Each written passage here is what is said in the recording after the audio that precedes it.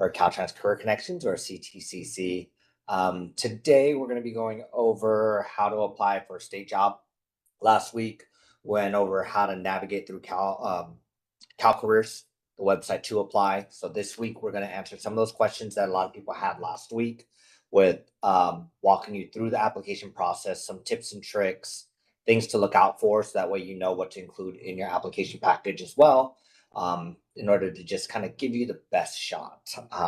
So with that being said, introductions are in order. My name is Russell Calvin. I am back again this week. I have been with Caltrans for 4 years now, going on really close to 4 years now. And I graduated with my degree in business administration from Stanislaus State. And today I am joined by my colleague, Nicole Nguyen. Hi, my name is Nicole Nguyen. This is actually my first time on this series. This season, but I have been with Caltrans for almost 8 years now. I've been in HR the whole time. I love it.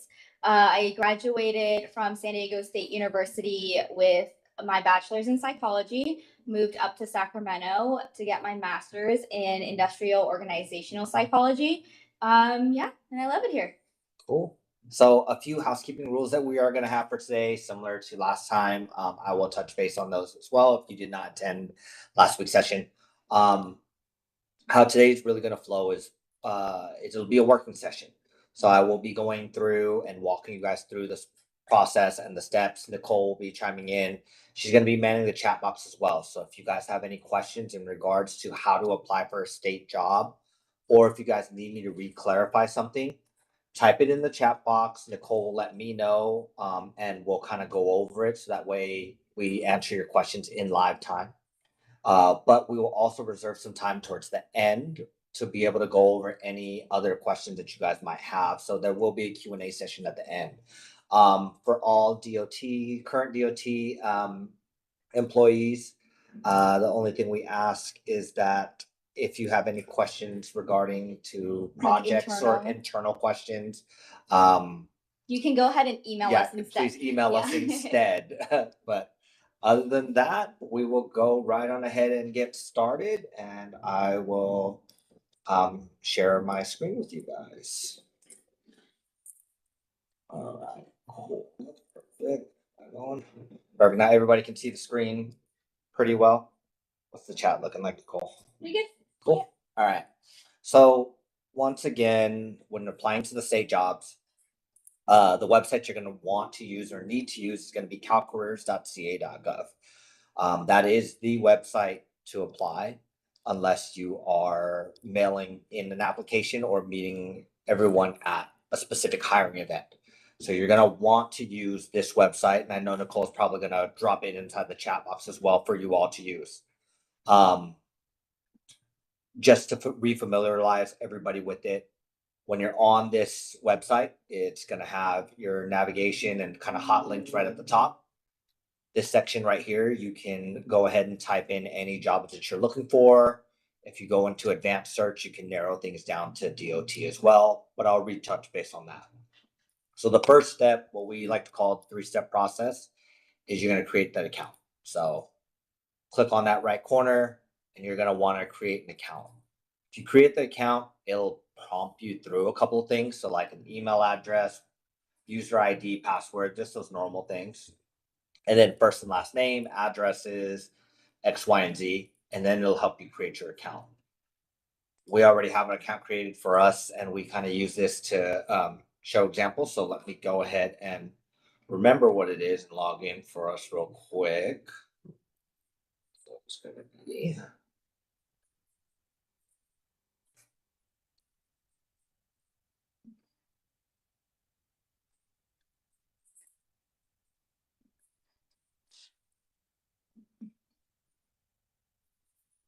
Perfect.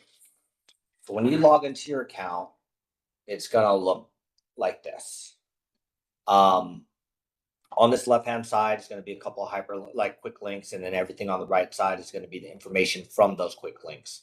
So if I were to click on contact information, for example, it shoots over here. The reason why it's kind of important to fill this stuff out and just make sure that it's filled out properly is because it'll also upload to your application.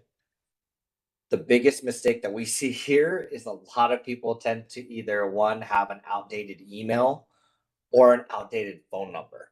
So sometimes they might get an opportunity for the job and they don't have the updated email or updated phone number, and the hiring unit has no opportunity to contact them. Even though they want to bring them in for an interview, they can't. Or they want to follow up with something with them, they can't because there's no contact information. So you're going to want to make sure that when you are applying, take the time out to ensure that you're putting down the best email for yourself and the best phone number as well. You'll also be able to save application templates. You'll be able to upload any documents that you guys want to have a part of your application package. So some people like to have a copy of their diploma, a resume, a cover letter, anything like that you want to upload here. This spot's important as well because if an application has a statement of qualifications, which is what we'll go over once again later on, you'll want to upload the document here as well. So that way it's uploaded and you can use that as a package. And then you can also find any jobs that you saved or any job applications that you're working on in this area as well. And you can also double check eligibility, which we'll go over shortly. So any questions so far with this little section that you're seeing in there, Nicole? Not yet. Cool. All right. So when applying for the state job, or for us, for example, I'll go and I'll narrow it down to the Department of Transportation, which is us here at Caltrans, and I'll search for jobs. So by filtering it down to the department or any department that you're looking for, you're going to be able to pull up every single job that is currently live. When looking at it real quick, we'll just take, for example, this first one right at the top, the Accounting Administrator 2 position. And just so you guys know how to read this, it'll give you a working title. So this one says the Chief Financial Analyst and Cashiering Branch. The job control ID, you're going to want to write that down. It'll give you the monthly salary range, the work type and schedule, department, location, telework, and the published date. You'll also want to take note of the final filing date because this will let you know the last day that you can submit your application for this position. It is set to Pacific Standard Time. So for example, this job in specific has a final filing date of 9/30/2025, which is today. So this candidate or this job will be open and accepting applications up until 9/30/2025 today at 11:59 and basically 59 seconds. The second it hits over to the next day or 00 on the clock for Pacific Standard Time, applications will no longer be accepted. So it is going to be time stamped as well.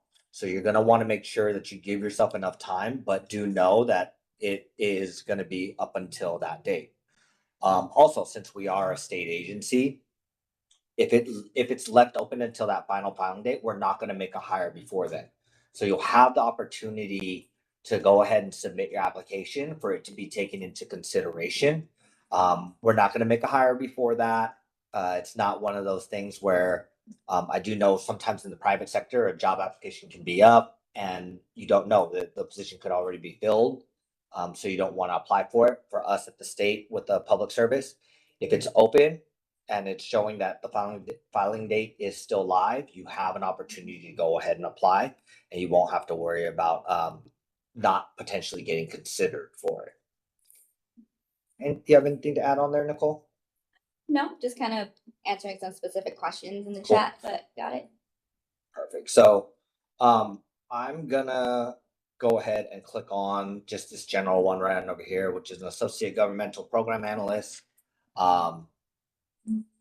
And kind of walk you guys through how to read this and a couple of key informations on applying that you're going to want to make sure to consider. So General information will be found at the top. Department of Transportation, project manager, assistant, same thing like we said, right? Job code, working title, classification, final filing date, as you can see, is for this one is tomorrow, 10/1/2025.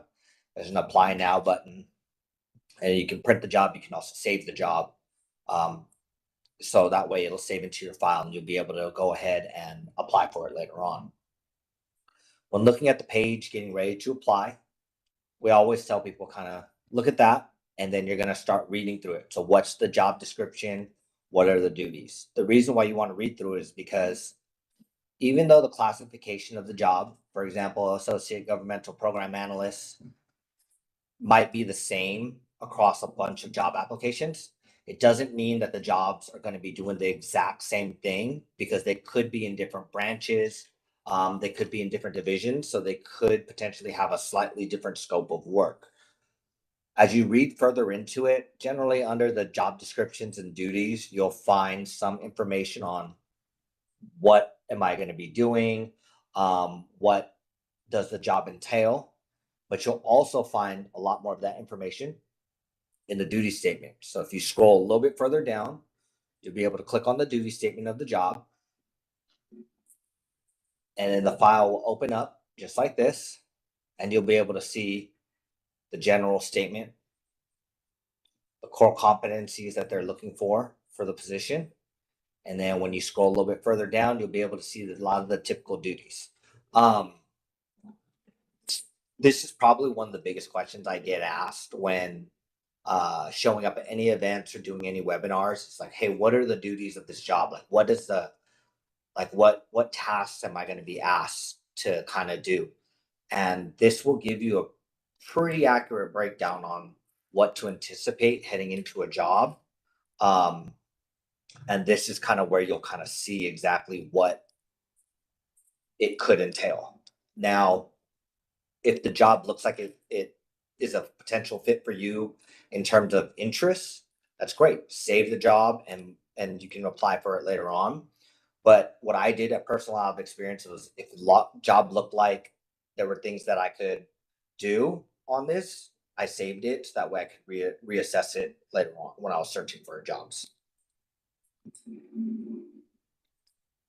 So that was the duty statement. As you go further down, you'll find a couple of things like working conditions. This one, for example, is a limited term position. It can become permanent. And then that's pretty much just the generalized information on the job. The next question I get asked from a lot of people is like, how do I know if I qualify for that position? You'll scroll a little bit further down and it'll say minimum requirements for the position. So you'll be able to click on that and you'll be able to scroll down and it'll tell you minimum qualifications for the position.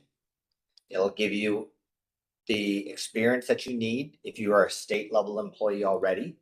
It'll also give you the education that you need if you're not a state level employee and you're looking to come in from the outside. So it'll tell you, hey, for example, this position you need education is required with general experience is used to qualify at any level equivalent to graduation from college, but there's also additional qualifying experience may be substituted for the required education on a year-to-year basis. So you can use general experience. Big thing here is it says, and you need experience of either 1 year performing duties as a staff services analyst, range C, or experience 3 years of professional analytical experience performing duties in one of the combined following closely related areas with budgeting, management analysis, X, Y, and Z.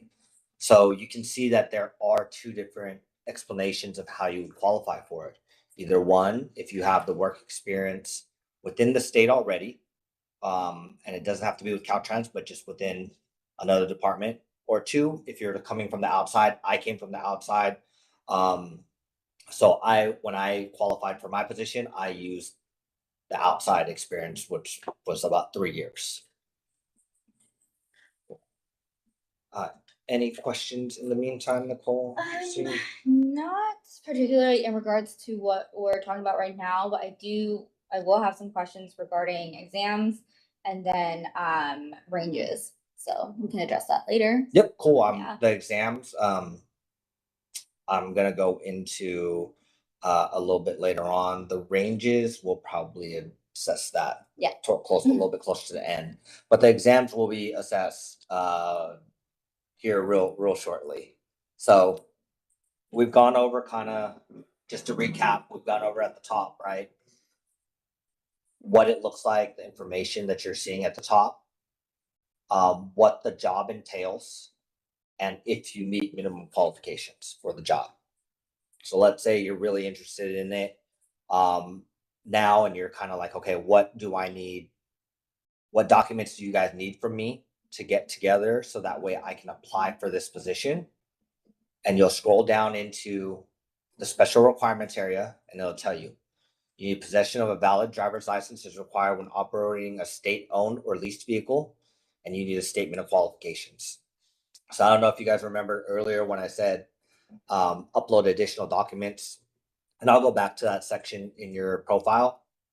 But this is where you'll type out your statement of qualifications on a Word document and you'll upload it to your profile. So that way you can submit it and attach it with your application.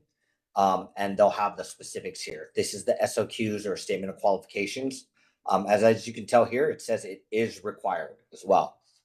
So if you do not submit, for example, for this specific job ad, if you don't submit the statement of qualifications or the SOQs, there's a good chance that you're not going to get a phone call for the next interview and move on. So if it does say that it is required, please be sure that you do attach it, and you can follow up with the hiring unit, which I'll show you in a second, who to contact, it just to make sure that all documents have been submitted properly, just to ensure that you have your best chance. But here goes all of their guidelines for the SOQs that they're looking for.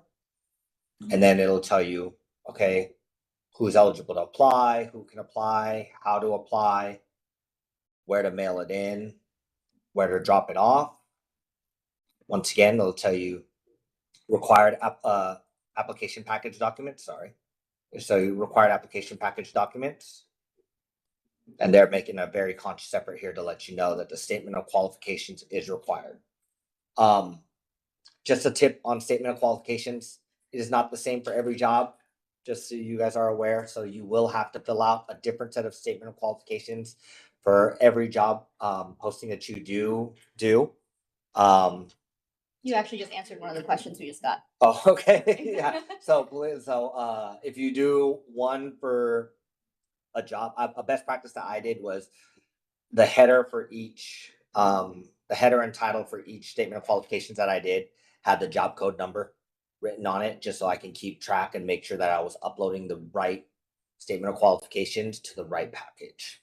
And then if you have any questions about it, you guys can reach out to the hiring unit contact towards the bottom, right on over here. You can do a phone call or email. Typically the email is the best way. All right. So any questions before I go to the how to apply? No, there's just one question. If you can provide any input of writing an efficient or effective SOQ. So the efficient and effective SOQ, I think you need about 3 documents. The first document will be whatever their directions are for the hiring unit. So for example, this hiring unit has they're looking for no more than 2 pages in length. So be sure you're within those 2 pages in length, size 12 font. Resumes are optional. So make sure they're basically telling you, hey, don't submit your resume. Believe it or not, we've seen that as people trying to submit a resume as an SOQ, but it doesn't take a place as said here. So you're going to want to be aware of what the hiring unit is asking, and then the questions that they're asking. So describe an experience and education you possess that make you an ideal candidate for the position. That's the first document to writing efficient SOQ. The second document that I would say is probably the duty statement. So that way you know how to tailor your work experience to match with the duty statement So that way everything is in line and in unison with the message that you're trying to portray and stand out as a candidate. And the third thing is making sure that you're very aware of the minimum qualifications for the job as well. So that way you can kind of reflect that back. For example, this one, when we talked about it earlier, was 3 years. If you're external, it's 3 years of increasing responsibility and experience. So you're going to kind of want to touch on that and also weave it into how it fits with the duty statement and while also answering that question. I know it's a lot of things to take into consideration, but those three documents, those three things to be aware of, I think are definitely the best um, things to keep in hand. So that way you have a very efficient SOQ. Nicole, what do you look for? Honestly, just following directions. That is the biggest thing for me when I look for it. The directions will, like you said, include certain things like the font, the margins, things like that, and those do make a difference. So, Okay, yeah, because I do know I remember going through other screenings before, and it'll say stuff like no more than 2 pages, and somebody will write an SOQ with 5 pages. Um, and a lot of times it just doesn't present yourself in the best format because there are some pretty clear um, messages right there. But other than that, yeah. we'll go up to the top and we'll start going into the rest of the application process and certain things like that. So let's say I'm ready to apply for this job. Like, hey, I want to apply for this position. I'm going to click apply now at the top. The first thing, and this is goes back to where somebody was asking about the exams and certain things like that. It's going to take you to this page right over here, and it's going to ask you, do you have eligibility? If I hover over here, eligibility for us basically means have you passed the exam? So I have eligibility. If you have taken and passed an exam such assessment in the past 6 months, you should have received a letter informing you of your eligibility. Your eligibility should be listed in your CalCareers account under eligibility tab as well. If you so if you can double check to see if you still have eligibility or not. Or if you know you already passed it, you can just go ahead and click I have eligibility and then apply. If you want to obtain eligibility, you'll go ahead and click on this part and it'll take you to the proper test. So for example, I'll click on it and I need to establish eligibility for the Associate Governmental Program Analyst. And you'll either go here, or if you need to take it for the LEAP program, you can take this version right on over here.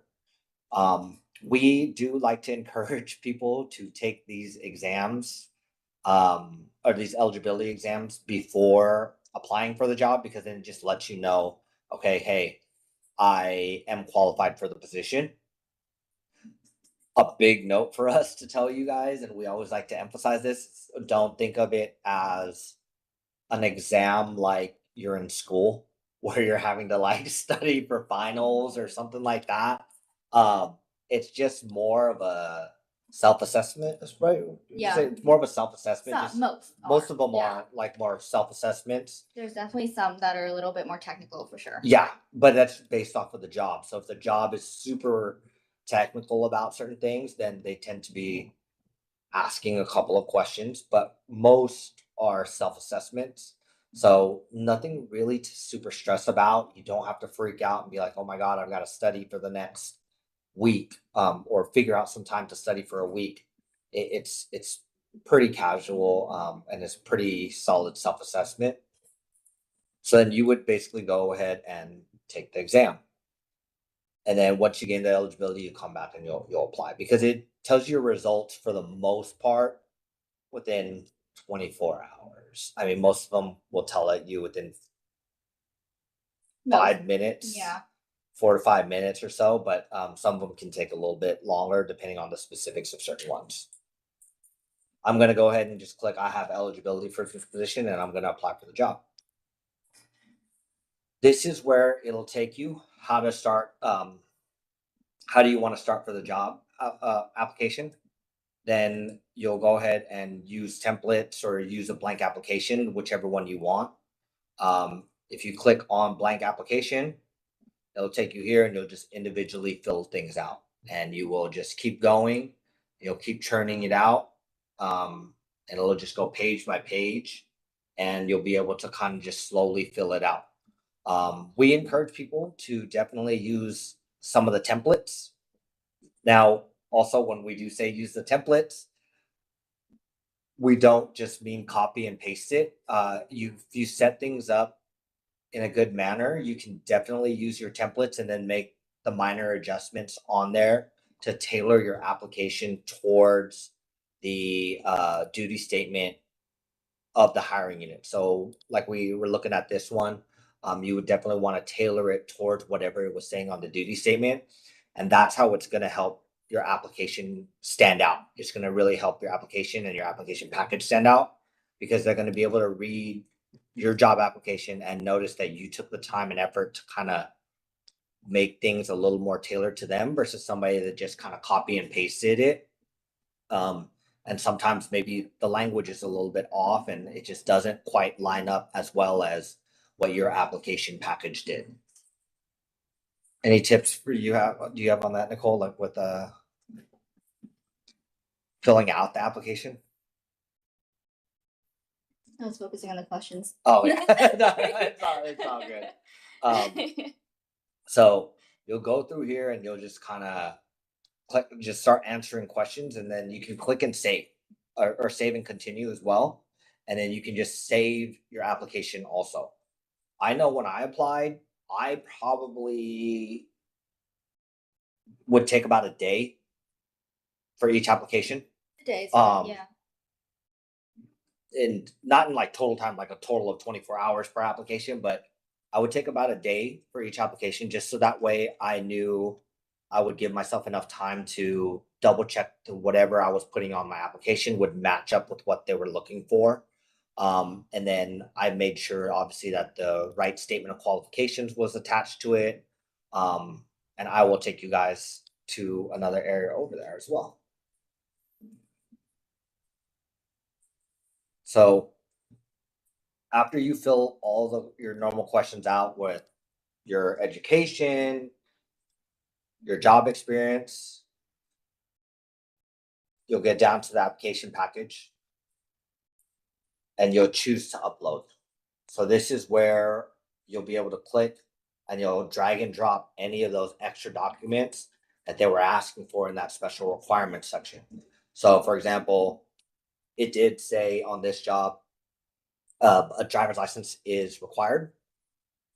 I mean, you can take a picture if you want of your driver's license. You don't necessarily have to. They'll probably check that towards the end in the hiring process, but they did say the statement of qualifications was required. So I would drag and drop the statement of qualifications right on in here or select it from my previously uploaded documents as well and bring those in from there.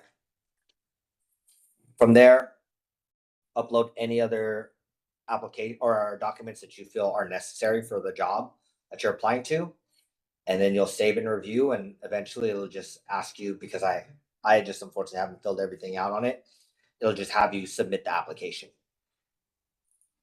and that's pretty much it. A big thing to follow up on later on though for you guys, just to ensure that peace of mind that an application has been submitted, you'll go to your homepage on your CalCareers account. So you'll click at this top part where it says My Account. And if you look under jobs or job applications, it'll bring up anything that's potentially either in progress or submitted. So you can kind of get clarity like, hey, if you're wondering, like, did my job get submitted or not? You'll be able to tell because after I've submitted it, the status will change over here from not submitted to submitted, and it'll move from that folder or that tab into this tab. If you thought you submitted your job and it still stays right here in progress, there's a chance that you might have missed like a checkbox somewhere or something really, really small. So you're going to want to ensure that you see it moved from one area of in progress to the submitted progress as well. And then other than that, that's where you'll also be able to see your exam records. For example, under this profile, we did take the transportation engineer civil exam. So we do have eligibility until 1/28/2026. And other than that, that's pretty much it that I have walking through everything. Nicole, anything else you want to kind of touch up and touch base with on here before we open up the floor with some questions and answers? No, not necessarily as a whole. I just have only a couple questions I've been answering as we're going. Okay. But yeah, we can open it up to other questions. Yeah, let's open up the floor to some other questions that you guys potentially might have for us. So feel free to drop those in the chat. But what questions do you have now that we can kind of answer? Yeah, so the ones I have that I haven't addressed yet is just wanted to add how about exams? How do you know when these are available? Like, so well, to address that, our exams are 90% of them are usually readily available. So when you go into the exam bulletin, there's going to be a link for you to click and it goes straight into the exam for you. For any exams that take time or any exams that are open only for a certain period of time, that will be addressed in the bulletin. Mm-hmm. So either way, you're definitely going to have to read the bulletin to see whether the exam is available readily or if it's going to be a period of time where it opens up, you take it, and then it closes and you wait for your score. Mm-hmm. And then ranges, if you want to go into it. So how can you know what part of the wage range applies to you? If coming in from outside of the state government, do you automatically start at the lowest number? So I'm going to pull up one of the things for us. So this one is called Transportation Engineer Civil. I'm going to click on it. And as you guys can see, what they're referring to for ranges is right on over here, just so everybody knows. So this is showing the monthly ranges that everybody could qualify for, right? Range A, B, C, and D. So as you can tell, as one promotes up or qualifies in a different range, the monthly income increases as well. A couple of big things to note is that right underneath here, so it does say this: new to state candidates will be hired into the minimum salary of the classification or minimum of alternate range when applicable. So let's say you're brand new to the state and you don't have a lot of job experience, you'll come in at that minimum range. Once you start promoting up, or going through your annual reviews and stuff like that, you're going to get those price increases or those pay increases. So your pay will go up. But if you're looking to come in from the outside external service with job experience to get into a higher range, you'll see it. Where is it? Oh, I didn't put it down on this one. Typically, you'll end up seeing it on the listing and it'll tell you, in this range, in order to qualify for this range from the outside, you'll need A, B, and C. I do know, for example, I know for a fact that you'll need a PE for this one on range, but it doesn't show it here either. Couldn't find it on this one. Yeah.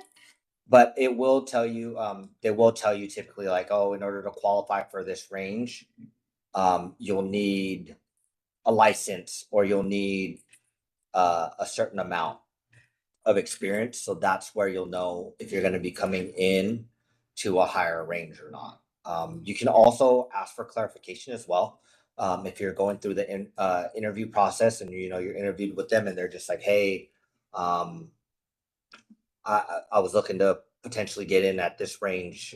Is there a way? Do I qualify for it? And the hiring unit will let you know a little bit later on if you do meet the minimum qualifications to be hired and brought in to a slightly higher range. Cool. One question I've been getting a couple times is the amount of time it takes to hear back from the hiring team after a deadline. Man, I hate answering this question. Same. um, so unfortunately, it does take some time. And it also depends.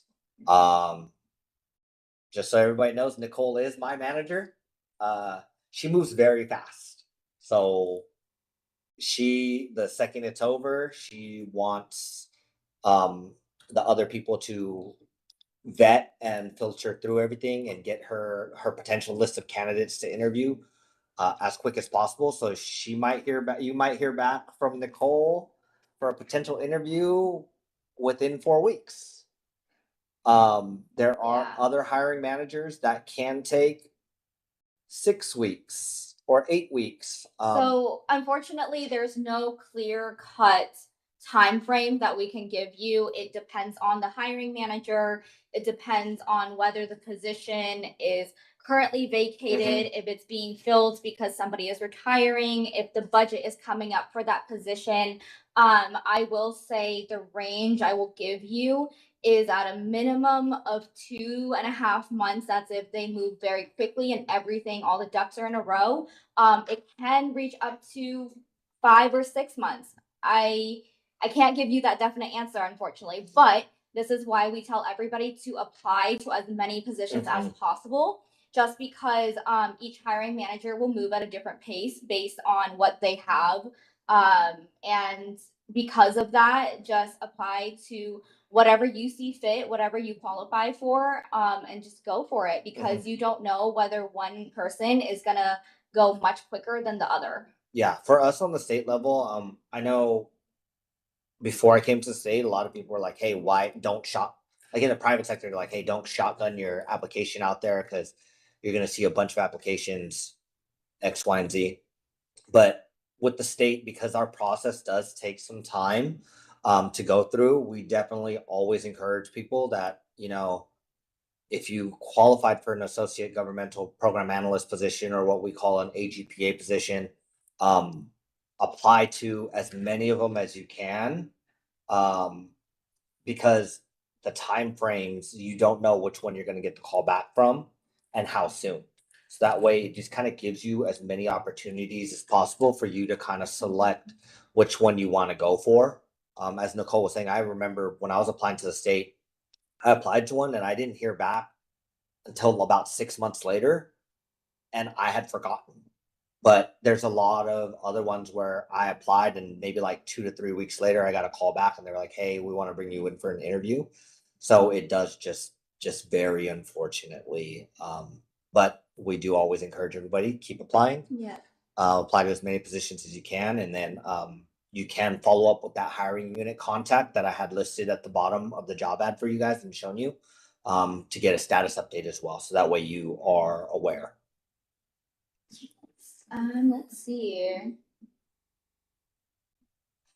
What are the next steps in a hiring process? So after you send in your application, are there interviews, presentations, and so on? So after applying, the hiring manager will view each applicant, look at the applications. All of the applications, the SOQs, all your documents are looked at by a real person. It is an analyst in our hiring department. And Nicole and I have been in those positions as well. Yeah. You guys, prior to us getting into the positions we're in now, where we have reviewed those those applications, so we know that it's not fed through a machine. It is a person looking at your application, taking the time to go through what you put on there. We're not feeding it into machine for buzzwords. No. There's no AI. We're not allowed to use AI to look at your applications and to do any of that. So after your application is looked at, it goes through a screening criteria from the hiring manager. The hiring manager looks at it as well, and then they will start scheduling for interviews. Interviews can either be one interview or you can have two interviews. I have also seen three interviews before. That is a little bit more unlikely, but it does happen. So after interview, um, they will go through all of the applicants and then select their person. You will either get a conditional job offer, and that is if you need things such as drug testing or certain licenses that you need to confirm to send in transcripts. After the conditional job offer, once you send in everything that is needed, you will then get the final job offer and discuss with the hiring manager at that time when you start. So it is definitely a thorough application, or not application, in a like interview process after you've already submit your application and start the interview process. But it's just more so also to make sure that all ducks are in order, um, with ensuring that the candidate does meet the qualifications for it, and kind of all paperwork is done in time as well. But it also, like Nicole was saying, with us manually looking at the application as well, it gives us opportunities to ensure that nobody is picked out just based off of familiarity, but that everybody has an equal opportunity to qualify and has an equal chance to potentially be interviewed for the job as well. Yeah. The next question I wanted to address We can do about 3 more. yeah. Um, college interns. So, Okay. are there additional considerations we need to take when applying to call as a college intern or student assistant?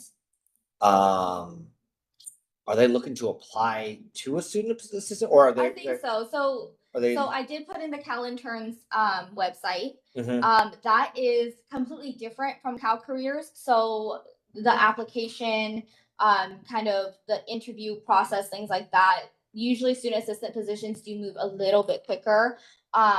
How because we do work with it's kind of like a third party, or it's contractual. So in terms of any additional considerations, not unless it's posted on the actual advertisement. If it's not posted on the advertisement that it's needed, then you wouldn't need to include anything else on there. Just the application or possibly your transcripts if it is asked for. Yeah. Yeah. And then let's see. Is it a problem if there's a big employment gap on your resume or application? Not necessarily. Although there are certain positions where they will say that they're looking for experience within the past 5 years or 10 years, or whatever it might be. So It depends on it depends on the specific position. But it will state it in there, hey, we need X amount of experience within the past 5 years. So then you'll be able to have to show, they're going to want to encourage you to show 5 years running of that experience without that gap. But it is very specific to the position that'll tell you if a gap in between is not okay to have with job experience. But for the most part, having a gap in yeah job experience it's not isn't a huge thing for us. We see it a lot because honestly, we also hire a lot of like veterans. So sometimes there's gaps because they're out in active military duty. So when they come back, it's a little bit different there. Or parents who all of a sudden, they're on maternity leave for a while and they're gone for a while. Like it doesn't really affect their chances of being hired with us at all. Yeah. Cool. Let's take 2 more. I know we have a ton of questions. Just a couple points I wanted to hit. In terms of remote jobs, right now we are on a hybrid schedule for all of our positions. We are a California state agency, and so some of us are going in 4 days a week. Some of us are going in 2 to 3 days a week. It really depends on the position that you apply for, the department you apply for, and the division that you apply for.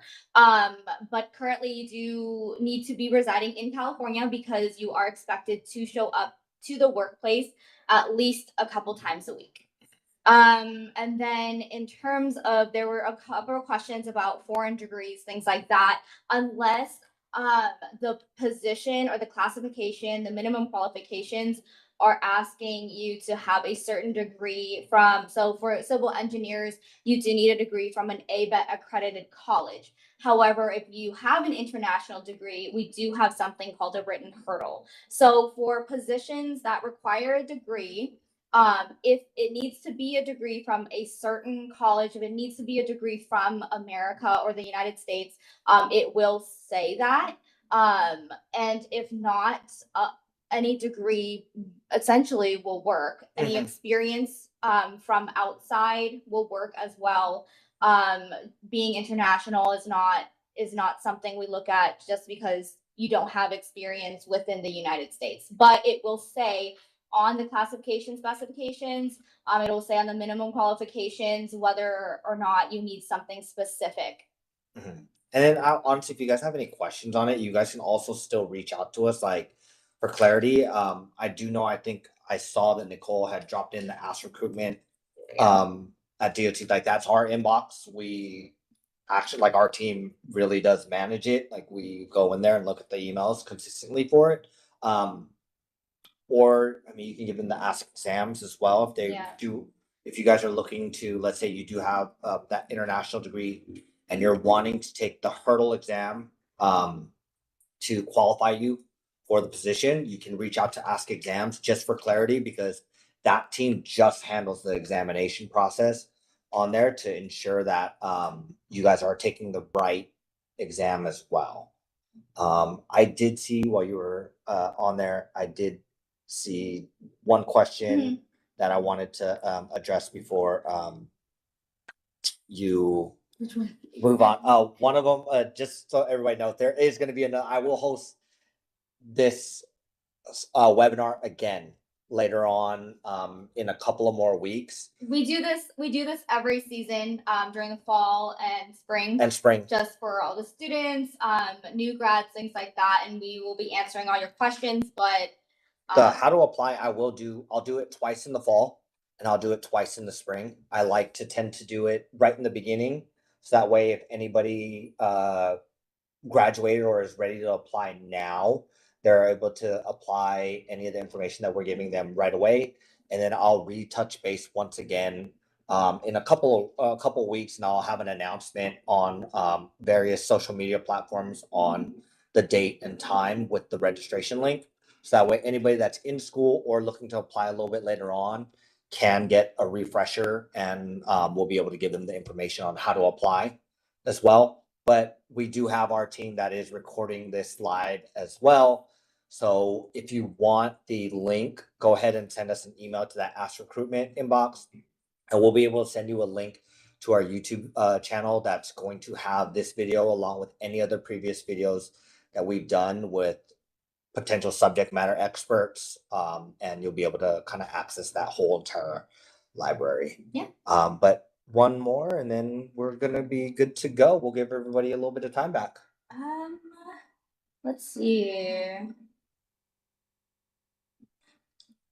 There's a lot of there's a lot of international things like that. For any questions regarding international immigration, H-1B visas, STEM OPT, things like that, I have dropped in the Ask DHR inbox.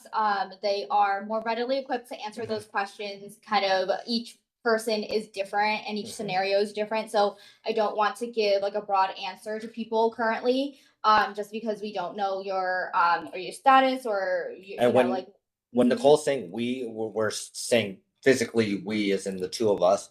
But that Ask DHR email that she's sending you guys over to with any questions in regards to those types of scenarios, there is a team in specific that just handles immigration visas, F1 visas, STEM LPTs, stuff like that. So there's a team that just handles that. So we're just making sure that we forward you over there, because that team stays up to date on any situation and is able to take a look at everybody's specific situation and guide them forward from there. Yeah. And then the one thing I have from Ashley, so she's a recent grad. Is it better to obtain experience from outside work than applying? It helps. However, we also have different programs available. We have the volunteer program available within our department. So it is unpaid. However, if you sign up to become a volunteer, you will be volunteering and working with our managers in our different divisions and our different units, which you can then use as experience to eventually apply. I will put that in the chat box as well. Yeah, and I will say one last thing on that part too. It there was a situation that I had with a candidate that was applying, and it's kind of overlooked, but on the application process, it does say in very fine print for your experience, you can put volunteer experience down onto the application. You can put any paid or unpaid experience on there. So if you do have anything like that as well, you're going to want to be sure to put whatever potentially helpful information or not even necessarily job experience, but experience that you have onto your application. It'll be key for you to make sure that your application is stronger than your resume, because we've seen it the other way around where the resume is stronger than the application. But be sure that your application is stronger than your resume, because ultimately, if the job ad doesn't say attached resume, they may never look at the resume. It'll just be what's on the application. So you're just going to want to make sure you put down potentially any volunteer experience that you might have. So to answer your question, like, it can help having the external experience, but if the job says all you need is a degree and no experience, or all you need is X, Y, and Z, I don't see any harm in applying right away. Yes. Cool. Other than that, I think we're good to go. We'll go ahead and give you guys back some time. Thank you guys all for joining us for today. If you guys have any questions, reach out to us at askrecruitment@dot.ca.gov. And keep on the lookout. We're going to have a couple of more with some potential subject matter experts coming up. So you guys can kind of get a feel for what day in the life is for certain types of fields in the next couple of weeks, and we will post the registration links online. Thanks, you guys everyone. have a good one.